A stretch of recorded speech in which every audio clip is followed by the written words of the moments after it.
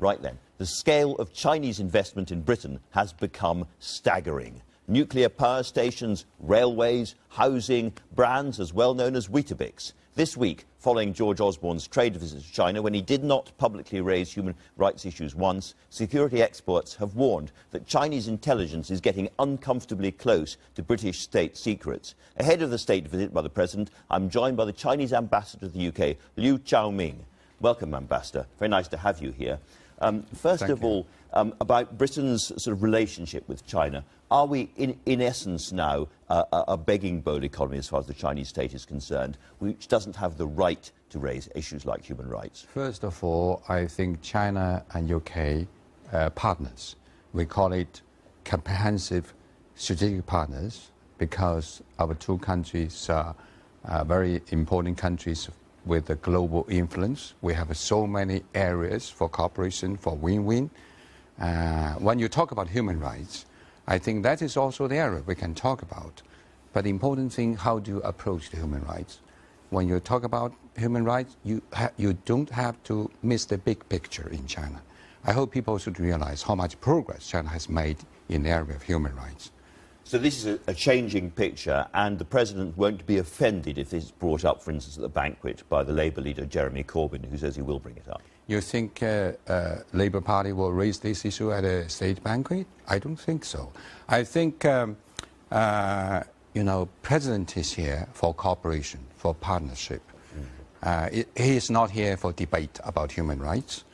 We all know that China, UK differ very much because we have a different history, different culture. We are in different stage of development. It's natural. We have differences, even with regard to human rights.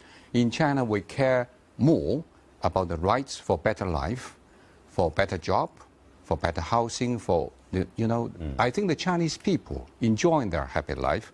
On the other side, I think Chinese people have never enjoyed... But there are a lot of dissidents who are in prison for expressing their views. I can't say a lot of dissidents. All the criminals are tried through a normal legal process. But there are people who express criticism of the Chinese government and the state, who we would not regard as criminals, who end up in prison in China. No one will be put behind the bar simply because they are criticizing the government. The criminals were put behind the bar because they have a criminal record. They either incite or engage in organization to overthrow the legitimate government.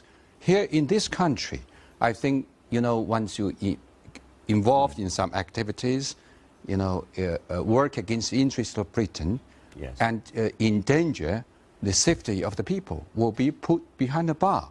Maybe we have some different opinion, but we can talk to each other. Well, let me give you a specific, if I may, Ambassador. The most important and exciting art exhibition we've had in London for a very, very long time is the Ai Weiwei exhibition at the Royal Academy. And now here is somebody who is a global Chinese figure, I think a Chinese patriot. He's very, very proud of his Chinese origins. His father was close to Chairman Mao and all the rest of it. And yet he ended up in prison for a while. Do you regard him as a dissident, as a dangerous figure, or as a patriotic and important Chinese citizen? I don't know how much you know about this so-called artist. I was interviewed on some of one of your programs. I told your presenter he's not my taste. And there are so many talented Chinese artists. But yet, there are many are much better than him. Why he is so famous? Well, because he's critical of Chinese government. The reason he never been put behind bar. He was under investigation because his economic crime. He was suspicious of fraud counting, destroy accounting documents. What about the same artist? Do you investigate him if he has this criminal record in UK? Well, the only thing I can say is we'll disagree about this. I think he's a great artist, I have to say, and it was a great exhibition, so we can disagree about that and move on. Is the Chinese government offended by the Prince of Wales's decision not to attend the banquet? He will be with the President on several occasions. He might have a good reason if he's not available. But I know Prince Wales make a lot of efforts.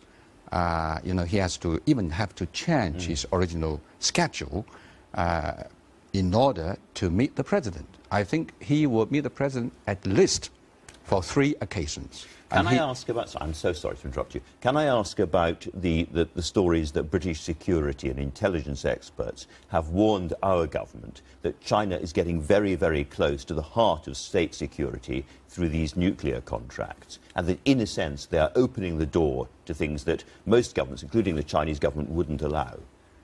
I don't think where they get this information. I can only tell you that Chinese are here for win-win cooperation. We think it's in the best interest of Britain and also in the interest of partnership between China and UK. I think UK need Chinese investment here, and UK people want to have a better life, want to have a clean energy. I know in the past, dozen years, you have to, get rid of an old nuclear power station, but you have to find the resources for the new supply. We certainly need the money and we need the expertise, but China wouldn't allow a foreign power to build her nuclear power stations, surely. I was put to me the same question. I asked, do you have the money first? Do you have a technology? Do you have expertise? If you have all this, we certainly would want to have a cooperation with you, like a French. French nuclear services, we have some cooperation with France, and because they have technology, and I look for, but I think UK is strong in other areas. Why you always focus on building nuclear power in China? Well, we're expecting a big contract to be signed next week. Do you think it will be? I hope so. I certainly hope, because this is a very important project between our 2 countries. And finally, you said earlier on that you didn't think that Jeremy Corbyn would raise human rights at a state banquet. I mean, his people have been briefing that he will. If he does, what happens? First of all, I think the state banquet is for Her Majesty. It is her show. Either Jeremy Corbyn or others are their guests. I think the British people are very gentlemen, very smart. They know, how to behave on occasion like this. But we do not shy away from discussion about human rights. In fact, I have a good meeting with Jeremy Corbyn last week. So and I do hope... Your advice would be not to do this in public, not to do it in embarrassing... we are not interested in microphone diplomacy, just like we are not interested in camera diplomacy. We are more interested in candid discussion. If he has his concern, we can talk about it. Yes. Ambassador, thank you very much indeed for joining us, and good luck with the state visit. It's my pleasure.